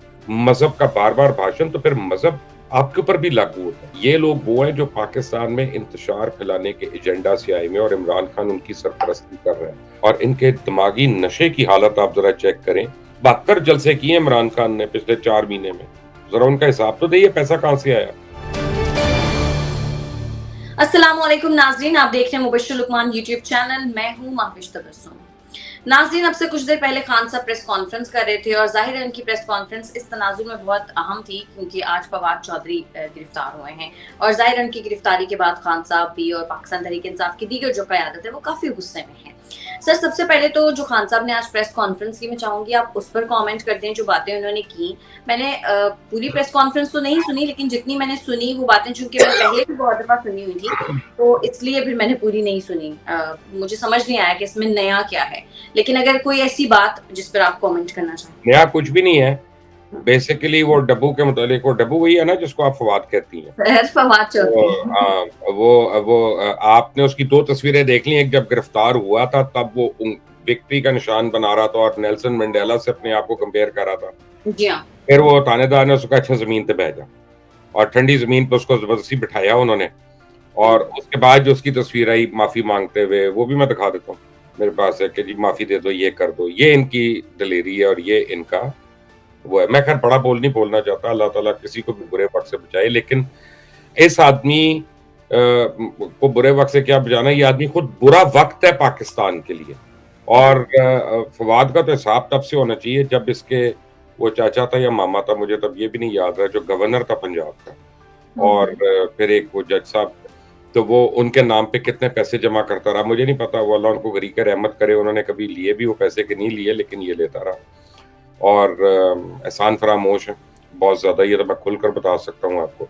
इमरान खान ने क्या नई बात करनी? इमरान खान ये बताए ना कि वो पेशियों पे नहीं जा रहा अपनी। अगर मैं भी अपनी पेशियों पे नहीं जाता, मेरे 2 बारी नॉन अवेलेबल वारंट अगर निकल आए तो फिर पुलिस को ऑर्डर किया जाता है कि इसको गिरफ्तार करके ले आओ। ये कानून का हिस्सा है। जब आप कानून को कुछ नहीं समझते तो फिर कानून हरकत में आता है, और जब कानून हरकत में आता है और रियासत हरकत में आती है ना मावेश, तो फिर किसी की माफी नहीं होती। आप रियासत से बड़े नहीं होते, ये बात समझ ले। और ये वही डब्बू है ना जो बड़ा खुश होता था और कहता था कि तहरीक लब्बैक वाले जब शहीद हो रहे थे, जिनको गोलियां लग रही थी, बुजुर्गों को गोलियां लग रही थी, तो ये कहता था कि ये इनको इंडिया से पैसे मिले हुए। अब बताइए ना, इनको किससे पैसे मिले हुए? इमरान खान को किससे पैसे मिले हैं? और इमरान खान नई तकरीर क्या करता नई तकरीर? वो ये बताता कि मेरे सारे मिनिस्टर चोर थे, करप्ट थे, मेरे घर में चोरी थी, करप्शन थी, मैंने खुद 2 नंबरियां की, मैं रियासत मदीना का ढोंग रचाता रहा, लेकिन मेरा तो निकाह ही वाजिब नहीं था और मैं उस हालत में रहता रहूं और फिर दोबारा से निकाह करना पड़ा। तो दोबारा निकाह करने के लिए पहले ये बताए क्या हलाला हुआ उनका कि नहीं हुआ? हमें जो मैं इसलिए बातें आज कर रहा हूँ और मैं बड़े टू द पॉइंट बात कर रहा हूँ कि आप हमें जो भाषण देते हैं ना मजहब का बार बार भाषण, तो फिर मजहब आपके ऊपर भी लागू होता है, आप भी उसका जवाब दें। हजरत उमर फारूक से जब किसी ने सवाल किया था ना कि 2 चादरें तुम्हें कैसे मिल गई माले गनीमत में, तो उन्होंने अपने बेटे को खड़ा किया, उन्होंने कहा कि ये जवाब दो। तो उनके साहबजादे ने लोगों को बताया कि मुझे जो चादर मिली थी माले गनीमत में वो मैंने अपने बाप को तोहफे में दे दी थी। ठीक है, तो वो खलीफातुल वक्त जो खलीफातुल मुस्लिमीन जो थे ना, उन्होंने जवाब दिया था अपने ऊपर सवाल उठने का। यहाँ पे इमरान खान हो, यहाँ पे नवाज शरीफ हो, यहाँ पे कोई और हो, किसी से आप सवाल करें तो कहता जमहूरियत को खतरा पड़ गया। आप किसी से पूछे भैया तुमने कहाँ से दौलत बना ली, वो कहता जमहूरियत को खतरा पड़ गया। किसी को भी, मैं एक की बात नहीं कर रहा, आप अल्ताफ हुसैन से पूछ ले, हालांकि आजकल सियासत में इन नहीं है, तो वो कहते गरीबों के हक पे डाका पड़ गया जी, आपने मेरे से प्रॉपर्टी के ऊपर सवाल कर लिया। तो ये नहीं, जब ये लोग वो हैं जो पाकिस्तान में इंतशार फैलाने के एजेंडा से आए हुए और इमरान खान उनकी सरपरस्ती कर रहे हैं। और आज भी मेरी बरतानिया में एक शख्स से मुलाकात है और शाम को इंशाल्लाह उससे मुझे पता चलेगा कि असल मास्टर्स कौन है इन लोगों के। पीछे बैठ के डोरे कौन खींच रहे हैं इनकी, और इनकी वो कौन हिला रहा है इनको। लेकिन मैं तो कहता हूँ इमरान खान को भी गिरफ्तार होना चाहिए, सिर्फ फवाद को क्यों है। हर उस शख्स को जिसने पाकिस्तान के इदारों की खिलाफ वर्जी की, तौहीन की, कानून को तोड़ा और जो अदालत शिकनी कर रहा है, आइन शिकनी कर रहा है, उसको पाबंद सलासल होना चाहिए। और ये बिल्कुल एक क्लियर मैसेज जाना चाहिए कि जब हमारी अदालतें कोई भी हुक्म दें आपको, तो आपको आपके ऊपर पावर है वो।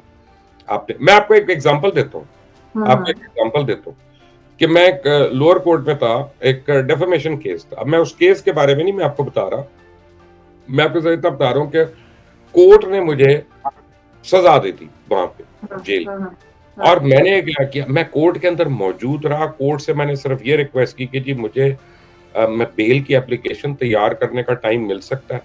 उन्होंने कहा आप गायब तो नहीं हो जाएंगे। मैंने कहा मैं I am giving you my word, मुझे आधा घंटा चाहिए। मैं आधे घंटे के लिए गया अपने वकील के चैम्बर पे, वहां हमने एप्लीकेशन बनाई, वापस आया, उसी ऑनरेबल कोर्ट को हमने वो सबमिट की, उन्होंने उसको एक्सेप्ट किया, और फिर एक सुपीरियर कोर्ट में जाके हमने फाइल कर दी। मैं भागा नहीं वहां से।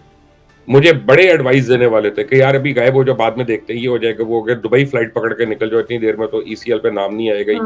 क्यों मैं गलत काम करूं जब मैंने गलत किया? क्यों आप 2 नंबरियां करें? क्यों मुझे कोई ये सिखाए कि पाकिस्तान के आइन की, पाकिस्तान की अदालतों की, पाकिस्तान के कानून की मैं यानी तौहीन करूं? क्यों करूं? आपने अगर इस मुल्क से कुछ लिया है तो आपके ऊपर बावर है कि आप उस मुल्क के एक रिस्पेक्टेबल सिटीजन बन के रहें। आपको इस मुल्क ने वजारतें दी, आपको इस मुल्क ने इज्जत दी, आपको इस मुल्क ने झंडे दिए, और आप अपना उस मुल्क के आप हर वक्त मजाक उड़ाते हैं। आप उस मुल्क के हर इदारे को आपने अपने जूते की नोक पे रखा हुआ है। इनको जेल में नहीं, इनको मच जेल में होना चाहिए। लेकिन सर, तहरीक इंसाफ तो सोशल मीडिया पर बहुत ज्यादा शोर मचा रही है। आपको लगता है कि इससे जो नतायज वो हासिल करना चाहते हैं वो मिलेंगे इनको? सोशल मीडिया पे अभी तक उन्होंने कौन सा नतीजा ले लिया? सोशल मीडिया पे तो आपने ये भी देख लिया कि उनकी फॉलोइंग कितनी फेक है। 61% तो PTI की फेक है, 59% इमरान खान की फेक है, तो बाकियों की तो आप बात छोड़ देंगे, तो पैसे दे के अपने फॉलोअर्स बनाने वाले लोग हैं। ठीक है। दूसरी बात यह है कि सोशल मीडिया, शुक्र करो ये सोशल मीडिया 1947 में नहीं था, वरना सारे मुसलमान एक दूसरे को कहते हैं इस व्हाट्सएप मैसेज को इतना बढ़ाएं, इतना फैलाएं कि अंग्रेज हमें आजादी देने के लिए मजबूर हो जाए। तो ये सोशल मीडिया, लोगों ने जानों की कुर्बानियां दी, लोगों ने इस्मतों की कुर्बानियां दी, लोगों ने घर बार की कुर्बानी दी, तब जाके पाकिस्तान मिला। सोशल मीडिया से आप अवेयरनेस जरूर क्रिएट कर सकते हैं, लेकिन सोशल मीडिया से कुछ जिहादी मूवमेंट नहीं चलती अनलेस और अनटिल आप हक पे हो। जैसे अल्जीरिया में हुआ था, जैसे अरब स्प्रिंग हुई थी, वो सोशल मीडिया से शुरू हुई थी, क्योंकि वो हक पे था। एक रेडी वाला जिसको मारा गया था, उस रेडी वाले के ऊपर जब एक व्हाट्सएप निकली थी तो लोगों में इश्तियाल आ गया था। ये वो, इस पे क्या इश्तियाल आना, सबको पता कितना खाया पिया। जरा एसिड बियॉन्ड मीन्स को होना, इनके आप घर वालों के नाम पे देख लें, पिछले 5 साल में एकदम से कारोबार चल पड़े उनके, यानी बुटीक बना रहे हैं, बुटीक में 50-50 करोड़ रुपए का फायदा हो रहा है। माविश, आप भी एक औरत है, बुटीक में होते हैं इतने फायदे हैं कि आप क्रूजरे ले रहे हो, ये ले रहे हो, वो ले रहे हो, आप बिजली के बिल पूरे हो जाए तो बड़ी बात है। तो बहरहाल ये सारी अब तफ्तीश होनी चाहिए। मैं इल्जाम नहीं लगा रहा, मैं ये बता रहा हूँ कि जनाब इन बातों की तहकीक होनी चाहिए। सर, जमान पर जाने वाले भी तमाम रास्ते पुलिस ने बंद कर दिए हैं और लाहौर इस वक्त एक मैदान जंग बना हुआ है, और कहा यह जा रहा है कि खान साहब की गिरफ्तारी भी हो सकती है। आपको लगता है खान साहब गिरफ्तार होंगे? पहली बात तो यह है कि होनी चाहिए। अच्छा। दूसरी बात यह है कि ठंड पै गई है। मैं कहता था ना कि असेंबली मत तोड़ो अपनी, मैं कहता था ना हुकूमत मत छोड़ो। आपको ही मैंने कितनी बारी कहा था कि यही पुलिस जो अभी प्रोटोकॉल दे रही है, यही रास्ते भी बंद करेगी और यही गिरफ्तार भी करेगी। फिर अभी तो वो आपकी हिफाजत के लिए मामूर है, ठीक है ना। जब आप ये हुकूमत आप खुद खत्म कर, जब ये देखो माविश, हम आपको मैं एक बताता हूँ कि मैं एक पर्सनल आपको एग्जांपल देता हूँ। आज से बहुत सा आई वाज वेरी यंग, और मैंने ना गुस्से में, किसी ने को मुझे 30 दिरहम दिए, मैं उस वक्त दुबई में जॉब करता था, 40 दिरहम, तो मैंने उसको फाड़ के फेंक दिया कि ये मुझे दे रहे हो। हालांकि उसने मेरे को पैसे देने थे 100-200 दिरहम, मुझे अब याद नहीं है, तो उसने थोड़े से दिए, मैंने फाड़ के फेंक दिए। तो मैं 6 महीने को तरस गया था पैसों को। जब आप अल्लाह की चीजों की बेहुरमती करते, फिर मुझे सजदे करने पड़े, फिर मुझे माफी मांगनी पड़ी खुदा से। आप जब रोटी के साथ बेहुरमती करते, आप रोटी को कहते मैंने नहीं खानी ये, तो और आप उसको अदब से नहीं कर सकते, तो फिर अल्लाह ताला आपके रिज़्क़ की तंगी करता है। आपको हर हाल में अल्लाह का शुक्र अदा करना चाहिए। ये नाशुक्री ही रही हैं। इन्होंने हर चीज खा पी के इन्होंने अपना नाशुक्री की है, और ये आपके और मेरे तो हैं गुनाहगार, ये हकूकुल अल्लाह के भी गुनाहगार है, क्योंकि हाथ में तस्बीह और करतूतें देख लें क्या क्या। तो अल्लाह रहम करे, अल्लाह माफ करे भाई लोगों को। हुकूकुल्लाह तो माफ हो जाते हैं ना, अगर इंसान तौबा कर ले, अल्लाह से माफी मांगे, हकूकुल लेकिन इबाद हुकूकुल कैसे इबाद तो माफ होंगे? नहीं होते हुकूकुल इबाद वो नहीं हो लोग, सकते। होते हैं माफ अगर लोग करें तो। और यानी मैंने जो अहादीस में पढ़ा है वो ये है कि उस वक्त जब कोई आप किसी से माफी मांग रहे होंगे ना क़यामत के दिन, तो हशर के दिन, तो वो आपसे कहेगा अच्छा तुम अपनी इतनी नेकियां मुझे दे दो, मुझे इतनी कमी है, फिर मैं तुम्हें माफ करता हूँ। लोग हिसाब करके बैठे होंगे, उस वक्त ना को माँ होनी है, ना बाप होना है, ना औलाद होनी है, ना कोई होना है, ना दोस्त होना है, ना बरादरी होनी है। आप होने और आपके करतूत होने और आपके अमाल होने। ऐसा ही है, बिल्कुल ऐसा। सर, आरिफ अलवी साहब ज़ाहिर सदर हैं, उनकी मुलाकात खान साहब के साथ इस वक्त ज़मान पार्क में जारी है। वो इस्लामाबाद से आए हैं मुलाकात के लिए। आपको क्या लगता है, किसी का आरिफ पैगाम? अलवी वही जिनके पास दांतों के कीड़े कहलाए। सर, वो पैगाम लाए हैं इस्लामाबाद से। क्या हो सकता पैगाम? है। अपना एक सदर का काम है पोस्टमैन बन जाए, ये काम है सदर का। इसको अपने ओहदों की भी इज्जत नहीं है, इसको अपने अपने यानी जो मनसब है उसकी भी वो जो तकरीम नहीं है। ये नहीं है सदर का काम कि जनाब अपना आए और पैगाम दे और पैगाम लेके जाए और पोस्ट ऑफिस बन जाए। ये वो सदर को डिग्निटी के साथ रहना चाहिए, अपनी अपना डेकोरम के साथ रहना चाहिए। वो पाकिस्तान के सदर हैं, वो पाकिस्तान के हर शहरी के सदर हैं। पाकिस्तान का कोई भी शहरी हो, चाहे वजीर आजम हो पाकिस्तान का, उसके ऊपर लाजिम है कि वो सदर मुमलिकत का एहतराम करे। लेकिन सदर मुमलिकत खुद बज़िद हो, हर वक्त किसी के जाके दांत को स्केलिंग करना शुरू हो जाए तो उनका कौन एहतराम करेगा? वो हर वक्त कीड़ा निकालने की बातें करते रहे, कौन एहतराम करेगा? सर, वैसे है उनका क्लिनिक? हाँ जी, हाँ जी, और बड़ा जब से सदर बने उसके बाद चला भी काफी है, मैंने सुना। अच्छा। ये सारे काम उस पर चलते हैं जब आप ऊपर होते हैं। सर, ऑस्ट्रेलिया आ जाए, यहाँ पे डेंटिस्ट की बड़ी मांग है। अब बेबी जितना वो यहाँ पे कमा रहे हैं, आपकी सोच है। अच्छा। सर, तहरीक इंसाफ के रहनुमाओं की तरफ से बड़ी धमकियां दी जा रही हैं। अली अमीन गंडापुर ने बड़ी नाजीबा जुबान इस्तेमाल की है। वो कह रहे हैं कि अगर खान साहब को गिरफ्तार किया तो फिर जंग के लिए तैयार हो जाओ। हो जाएंगे ये तो तैयार, फिक्र ना में- करें, फिक्र ना करें, जंग भी देख लेंगे कितनी को कर सकते हैं ये मम्मी डैडी लोग जो हैं। पोनी टेल बनाने से आदमी बदमाश नहीं होता। और बात यह है कि हवा में फायरिंग करके जब पीछे पुलिस प्रोटेक्शन हो रही हो तो उसमें आप हवा में गोलियां चला के टार्जन जो बन जाते हैं, उससे बदमाशी नहीं होती। अगर इतनी बदमाश है, इतनी जंग करने का शौक है तो जाएं बॉर्डर पे इंडिया से जंग लड़ें, जाएं बॉर्डर पे तालिबान से जंग लड़ें, जाएं अपना आके और टीटीपी के सामने मुआज़रा करें जिन्होंने 80,000 पाकिस्तानी शहीद कर दिए हुए। उधर तो नहीं इनका जंग का और जिहाद का वो जागता। पाकिस्तानियों का खून जब बहता है, मासूमों का खून जब बहता है, तो अब ये धमकियां दे रही हैं इस तरह की। मैं तो कहता हूं कि मीडिया को बैन कर देना चाहिए इस तरह की हर बात। इस बात पे जिक्र ही नहीं होना चाहिए कि हम इस बात को क्यों प्रमोट करें कि पाकिस्तान मुखालिफ बात कर रहा है और हम उसको प्रोजेक्ट करें, चाहे उसकी बात आगे बताने की। लेकिन उनको तो सर समझे प्राइम टाइम का एक वो मिल गया। आज तो अब सारा गलत है ना, मैं यही तो कह रहा हूँ कि पाकिस्तान मीडिया को भी तो अपनी रविश ठीक करनी है ना। मीडिया भी तो ख्वाबों में और इश्तिहारों पे पड़ा हुआ है ना। ये कौन सा कोई इंडिपेंडेंट मीडिया है? सर, मीडिया तो कहता है आधा मीडिया हाउसिंग हमारा सोसाइटियों पे काम। चल रहा है, बाकी आधा मीडिया कारोबारों पे चल रहा है। अब कितना मेरा मुंह आपने खुलवाना? सर, हम भी तो काफी वही लोग discuss पसंद नहीं कर- करते। और एक आपका वाला मीडिया है जो जाली डिग्रियां दे के चलता है और चलाता है सर, मैंने सारे। ARY में भी काम किया हुआ है, मैंने और चैनल्स पे भी किया हुआ हाँ यार भाई अच्छा है, लेकिन है। मैंने डॉन न्यूज पे भी काम किया हुआ है। डॉन न्यूज़ को बहुत रिस्पेक्ट है। मैं by the way I have a lot of respect for them. उन्होंने कम से कम अपने एथिक्स पे कभी कॉम्प्रोमाइज नहीं किया। नहीं, कभी भी नहीं किया वहाँ पे। वो ब्रेकिंग की दौर में नहीं। Even a managing director, I know this for sure. मैंने खुद अमीद हारून साहब को देखा हुआ है, बहुत साल पहले की बात है, कि वो एडिटर को बुला के उन्होंने ये नहीं कभी कहा कि ये खबर लगा दें। उन्होंने एडिटर से परमिशन मांगी, मैं इसका विटनेस हूँ। वो उसके कमरे में गए, मैं साथ तो उनका कि भाई ये हमारे पास एक रिक्वेस्ट है, ये अकोमोडेट हो सकती है किसी तरह, ये वो। उन्होंने कहा रख दे, मैं देखूंगा। End of story. You know, I mean Dawn बड़ा एथिकल पब्लिकेशन है और बड़ा ऑनरेबल पब्लिकेशन है। सर, कोई मैंने जितने चैनल्स पे काम किया वो वाहिद चैनल था जो ब्रेकिंग की दौड़ में नहीं था, नंबर 1 की दौड़ में नहीं था। ब्रेकिंग की दौड़ में कोई भी नहीं होता अच्छा चैनल। असल चैनल की दौड़ होती है फॉलो अप स्टोरी। आप देखें ना, दुआ ज़ारा को सारे भूल गए हुए हैं, नूर मुकद्दम को सारे भूल गए हुए हैं, वो 2 लड़कियां स्कार्सडेल वाली जो उनको सारे भूल गए हुए हैं, कोई नहीं याद कर रहा। आज सारे अपने अली अमीन गंडापुर की बातें कर रहे। तो ये मीडिया की पहचान है कि एक मुआशरती प्रॉब्लम जो होता है उसको आइडेंटिफाई करते हैं, फिर उसके पीछे पड़ जाता है जब तक उसका हल नहीं मिलता। सर खैर, सर ब्रिगेडियर एजाज शाह साहब ने कहा है कि अभी तो पार्टी शुरू हुई है, अभी देखते जाएं आगे आगे बड़ा तूफान आने वाला है। अब क्या होने वाला है इससे ज्यादा? ब्रिगेडियर एजाज शाह तो पीटीआई में है, तो वो कह रहे हैं कि किस पार्टी का जिक्र कर रहे हैं? वो एस्टेब्लिशमेंट की पार्टी का जिक्र कर रहे हैं कि पीटीआई की पार्टी का जिक्र कर रहे हैं? पहले तो मुझे ये बता दें, क्योंकि वो ब्रिगेडियर भी रहे हैं, आईबी के हेड भी रहे हैं। देखिए, मैं आपको बताता हूँ कि पार्टी का मतलब जो शुरू होने का है वो ये कि आने वाले दिनों में महंगाई का एक बहुत बड़ा तूफान आने वाला है पाकिस्तान, और बड़े मसले पड़ने वाले हैं।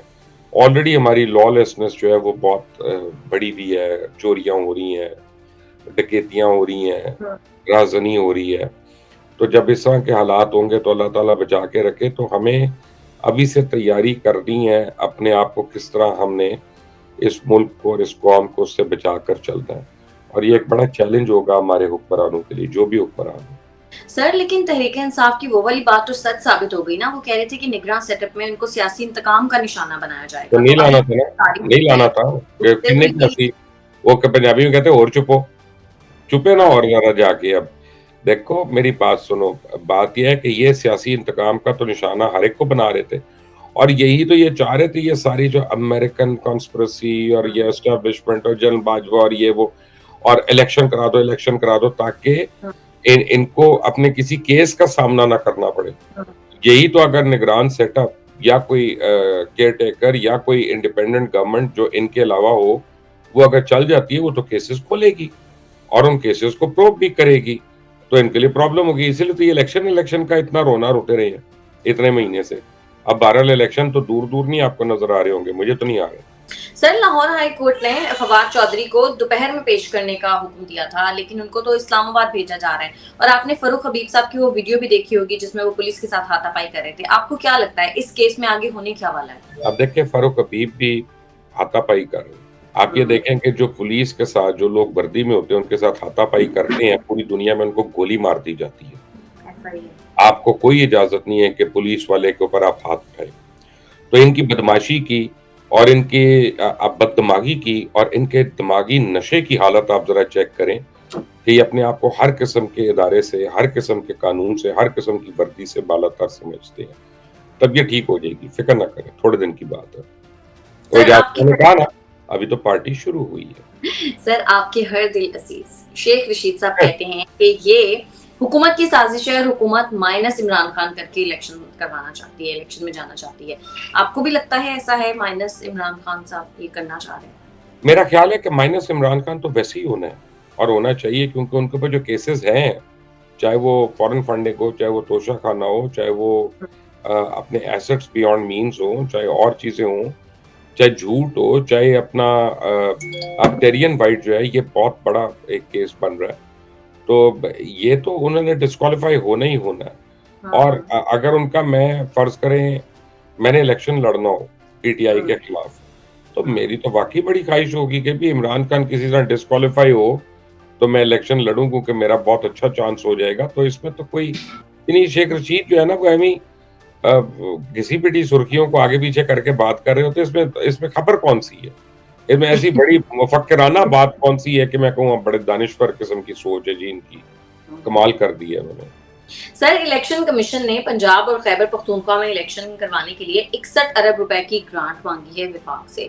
तो विफाक के पास तो कंटेनर जो फंसे हुए हैं उनको निकलवाने के पैसे नहीं है, तो ये इलेक्शंस कैसे करने? अभी मेरे पास एक तस्वीर आई है पहले महावेश, डब्बू के उन्होंने मुंह पे कपड़ा डाला हुआ है और उसको पेश कर रहे हैं। तो वो लोग तेरे कपड़ा की हालत, हाँ फवाद चौधरी का। सर मैं कह रही हूँ कि अब ये जो विफाक से पैसे मांगे हैं इलेक्शन कमीशन ने, 61 अरब रुपए की ग्रांट मांगी है खैबर पख्तूनख्वा और पंजाब में इलेक्शंस करवाने के लिए, तो विफाक के पास तो पोर्ट पर फंसे कंटेनर निकलवाने के पैसे नहीं है, तो ये इलेक्शंस कैसे करवाएंगे? नहीं होंगे, अभी तो नहीं होंगे। अभी तो इस हफ्ते आपने $500 मिलियन चाइना को देना, उसके बाद आपका $3.5 बिलियन रह जाएगा, उसके बाद आपने इम्पोर्ट्स करनी है, अद्वियात इंपोर्ट्स करनी है, बाकी चीजें करनी है, तो आपका $1.5 बिलियन उसमें निकल जाएगा। तो इतने अरब रुपए ये जब हम तब से समझा रहे थे इमरान खान को, आप भी, मैं भी और लोग भी, कि मत ये करो, इलेक्शन इस तरह से नहीं हो सकता, मजाक मत करो, तुम्हारी अपनी हुकूमत है, एंजॉय करो उसको, उसमें कानून साजी करो, लेजिस्लेशन लेके आओ, लोगों का भला करो, तुम लोगों के दिल में जगह बना लो यहाँ से। लेकिन उन्होंने सिर्फ अरबों रुपया कमाया 6 महीने में, और वो देखा ना, मोनसलाई उड़ के उधर निकल गया, फला उधर निकल गया, अरबों रुपया वो खाया पिया, किसी को हिसाब नहीं देना। तो अब अगर फर्ज करें, अगर वाकई इमरजेंसी वो लग जाती है, इकोनॉमिक इमरजेंसी लग जाती है, फाइनेंशियल इमरजेंसी लग जाती है, और जिसकी बड़ी उम्मीद है, क्योंकि हमारे पास नहीं है कुछ, हमें खुद पता है कि हमारे पास क्या है, हमारे पास तो पेट्रोल के पैसे नहीं है अगले महीने के, तो फिर इलेक्शन कैसे हो सकता है 3 महीने बाद? फिर नहीं होगा, फिर ये जाएगा जनरल इलेक्शन के साथ, क्योंकि 3 महीने बाद आप इलेक्शन कराएं और फिर अक्टूबर में आप दोबारा असेंबलियां तोड़ देंगे, जी जनरल इलेक्शन अब कराओ, उसका टाइम आ गया, तो मजाक बनाया है आपने इस मुल्क को, टैक्स पेयर को, खुद तो आप टैक्स देते नहीं। जनरल इलेक्शन से जल्दी करवा लेना। क्यों जल्दी करवाएं? अपने टाइम पे होंगे महावेश, हर चीज अपने टाइम पे होगी, ख्वाहिशात के मुताबिक नहीं होती। इमरान खान और उसकी पार्टी के कितने लोग हैं जो टैक्स देते हैं, लेकिन टैक्स पेयर्स के पैसों के ऊपर तो अब हेलीकॉप्टर से नहीं नीचे उतरते, अपनी याशियां नहीं उनकी खत्म होती, अपने उनके जलसे नहीं खत्म होते। 8 करोड़ रुपया लगता है, 10 करोड़ रुपया लगता है एक जलसा करने में। 72 जलसे किए इमरान खान ने पिछले 4 महीने में, जरा उनका हिसाब तो दे, पैसा कहां से आया, कौन से डोनर है भाई जो पाकिस्तान को नहीं देते और आपको दे देते हैं? बिल्कुल ऐसा है। ठीक है मुबश्शिर साहब, बहुत शुक्रिया आपका आज के प्रोग्राम के लिए। नाज़रीन, आज के प्रोग्राम से इतना ही। अगर आपको हमारी वीडियो पसंद आती है तो चैनल को कर दें लाइक, सब्सक्राइब और शेयर, और अपनी कीमती राय से हमें जरूर आगाह कीजिएगा। हमें इजाजत दें, अल्लाह ने। पाड़क मावा दे लाल खा गई है कि छड़ गला दवो। सतरंगी 7-7 दिन सोंदे नहीं जे, ते जो सोना है ते 2-2 दिन उठना नहीं। लेकिन चिप्स, आइज, पाउडर, ये 3 चीज़ां नहीं मैं छड्डदा।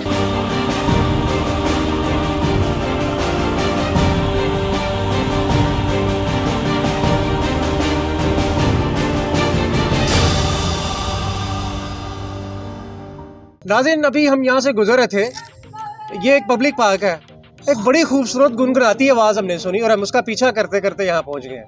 और जैसे ही इसके पास पहुँचे हैं खामोश हो गया। इसे रिक्वेस्ट करते हैं, क्या गा रहे थे आप? मोहिया वेगा ते जान के नहीं बोलना, ओंटा दी किताब नो जेदी नहीं खोलना। वाह क्या सीन है। तुसी मेरे लागे आए हो जनाब, ते मैं दे उत्थे सारे मेरे वॉल्यूम सारे उड़ गए ने। कौन है ये लोग, कहाँ से आते हैं?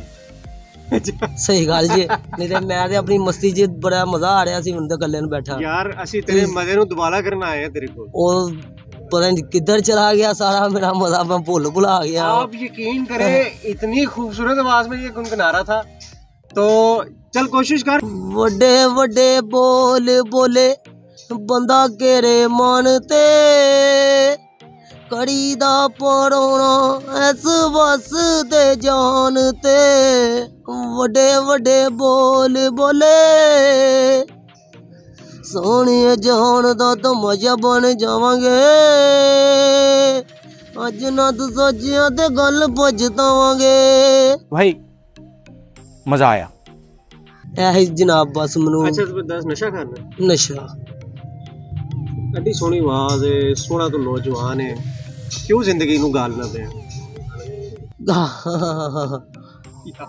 मेरा मौला ने चाहे तो भाई कोशिश कर रहे हैं कि इधर देखो जाइए घर ते जाके सुकून लईए, ठंड हैगी। दे मेरा भरा इधर दे, मेरे हल दे, मेरे हल वेखना। हां जी, ਅਸੀਂ ਬੜੇ ਇੱਥੇ ਬੰਦਿਆਂ ਨੂੰ ਮਿਲੇ ਆ। ਹਾਂਜੀ, ਸਾਲ ਵੀ ਹੋ ਗਿਆ, ਉਹ ਹਰ ਦਫਾ ਇਹ ਕਹਿੰਦੇ ਨੇ ਕਿ ਛੱਡ ਦਿਆਂਗੇ, ਜਦੋਂ ਤੱਕ ਇਹ ਜਗ੍ਹਾ ਨਹੀਂ ਨਾ ਛੱਡਣੀ ਨਹੀਂ ਛੱਡ ਸਕਦਾ। ਇਹ ਭਾਈ ਇੱਥੇ ਅਲੀ ਪਾੜਕ ਚ ਉਹ ਪਾੜਕ ਮਾਵਾਂ ਦੇ ਲਾਲ ਖਾ ਗਈ ਹੈ ਕਿ ਛੱਡ ਗੱਲਾਂ ਦਵੋ। ਅੱਛਾ, ਕਿਹੜੀ ਸੁਣਾ, शादी हुई तेरी? नहीं, शादी नहीं है। माँ प्यो है ने? वाला साहब है, माँ वालदा नहीं है। माँ दे बारे कोई बोल दे। मामा ठंडियां छावां, ਮੈਨੂੰ ਇਹ ਮਾਂ ਦੇ ਬਾਰੇ ਇੱਕ ਗੀਤ ਆਂਦਾ ਸੀ। ਯਾਦ ਆਂਦੀ ਬਹੁਤ? ਯਾਦ ਜਨਾਬ ਆਂਦੀ ਹੈ, ਤੇ ਫਿਰ ਜਦੋਂ ਆਂਦੀ ਹੈ ਨਾ ਤੇ ਫਿਰ ਯਕਦਮ ਹੀ ਫਿਰ ਬਲੱਡ ਜਿਹਾ ਪਤਾ ਨਹੀਂ ਕਿੱਧਰ ਪਹੁੰਚ ਜਾਂਦਾ ਏ।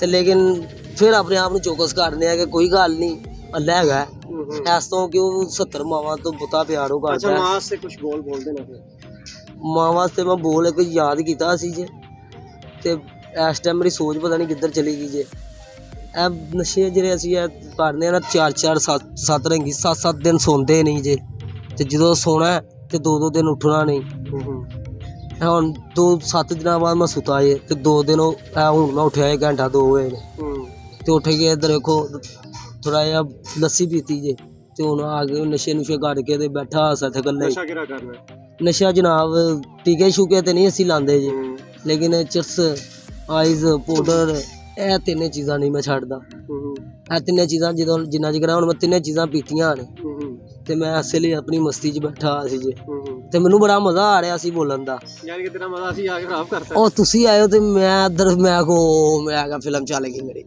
ਮੈਂ ਕਿਹਾ ਨਾਲੇ ਹੁਣ ਮੈਂ ਉੱਥੇ ਹੀ ਮੇਰੀ ਸਾਰੀ ਮੈਮਰੀ ਗਾਇਬ ਹੋ ਗਈ ਅੱਛਾ ਤੇ ਕੋਈ ਗੱਲ ਨਹੀਂ ਅਸੀਂ 2-4 ਮਾਈਏ ਹੈਗੇ ਨੇ ਇਹ ਮਾਈਏ ਬੋਲ ਦਿੰਦੇ ਆ ਟੀ ਚੱਦਰ ਤੇ ਛਾਈ ਪੈ ਗਈ ਤੇ ਸਾਰੀ ਰਾਤ ਗੱਲਾਂ ਕੀਤੀਆਂ ਦਿਨ ਚੜਿਆ ਜੁਦਾਈ ਪੈ ਗਈ ਉਹ ਮਜਾਂ ਨਾਲ ਕਹਿੰਦੀਆਂ ਨੀ ਤੇ ਮੂੰਹੋਂ ਭਾਵੇਂ ਨਾ ਬੋਲੀਏ ਅੱਖਾਂ ਤੱਕਣੋਂ ਰਹਿੰਦੀਆਂ ਨਹੀਂ ਘੋੜੇ ਦਾ ਪੈਰੋਵੇ ਤੇ ਸਦਕਾ ਗਾਜ਼ੀ ਦਾ ਕਰ सजना ते खैर होवे। नशे के बाद ये अपनी ज़िंदगी को इस तरह से महसूस करता है और जो उसको आता है वो गुनगुनाता है, लेकिन हमारे आने के बाद इसकी मेमोरी बिल्कुल वॉश हो गई है और इसके मुताबिक ये कहता है मेरा नशे का जो मज़ा था ना, जो मैं एक मगन था, वो आपने ख़राब कर दिया। लेकिन हम फिर भी इसके लिए दुआ करते हैं कि अल्लाह ताला इसको इस लानत से इसकी छुटकारा दे इसकी ज़िंदगी को, और ये भी एक इस माशरे का एक नौजवान सेहतमंद नौजवान बन के इस माशरे की कुछ कर सके। अच्छा हाँ जी, भलवानी नहीं करना अल्लाह दे हुक्म नाल बड़े बड़े चंगे भवाना नाल भिड़ना था, बाकी कोई रह गया वहाँ। देखा बड़े बड़े पहलवानों को इसने जो है ना मात दी है, लेकिन नशे ने इसको किसी काम का नहीं रहने दिया।